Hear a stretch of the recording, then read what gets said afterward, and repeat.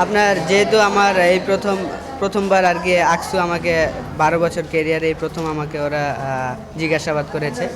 তো আমি 12 বছর ধরে ইন্টারন্যাশনাল ক্রিকেট খেলতেছি। আমি আপনার 12 বছরে বাংলাদেশের হয়ে অলমোস্ট 250টা ম্যাচ খেলেছি, ওয়ান ডে, টেস্ট, টি-20। তো আপনার আমি বলবো যে আমি চেষ্টা করেছি আমার বেস্টটা দেওয়ার সবসময় আপনার।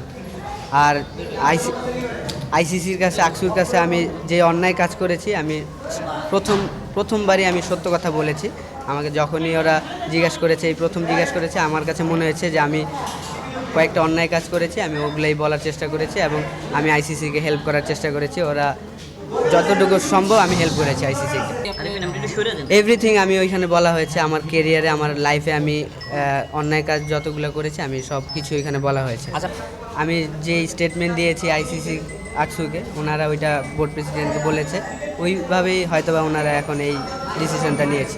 আশরাফুল ভাই, আপনি যেটা বলেছেন যে আপনি আইসিসির কাছে বা আকসুর কাছে সব কথা বলেছেন, আপনি কি বলবেন যে আপনাকে বাংলাদেশের সবচেয়ে উজ্জ্বল নক্ষত্র ধরা হতো বা এখনও আপনার সেই প্রতিভাটা আছে, বাট আপনি এরকম একটি বিষয়ের সঙ্গে কেন, যদি মালিক বলেও থাকে, কেন আপনি এরকম একটি বিষয়ে ইনভলভ হইতে রাজি হলেন? এটা আসলে এখন বোঝানো যাবে না আপনাদের, ওই সিচুয়েশনটা আর কি। আমার যে খারাপ কাজগুলো আমি করেছি, ওই সিচুয়েশনগুলো আপনাদের বোঝাতে পারবো না। ওই সিচুয়েশন যারা পড়বে ওরাই বুঝতে পারবে। যে আমাকে সবাই ক্ষমা করে দিয়েন, আমি যে অন্যায় কাজ করেছি। আমি আসলে এখন আমি ক্রিকেটের ভালোর জন্যই আমি এই সব সত্য কথা বলেছি, যে আসলে এটা এইভাবে অন্যায় করাটা ঠিক হয় নাই সব জাতির সাথে এবং আমার সাথে। আমিও গিলটি ফিল করি ওই জিনিসগুলোর জন্য। তো এই কারণে আমি আসলে আইসিসিকে আমার আর কি মনের ভিতরে যত গিল্টি জিনিস ছিল আমি এটা ক্লিয়ার করতে চেয়েছি।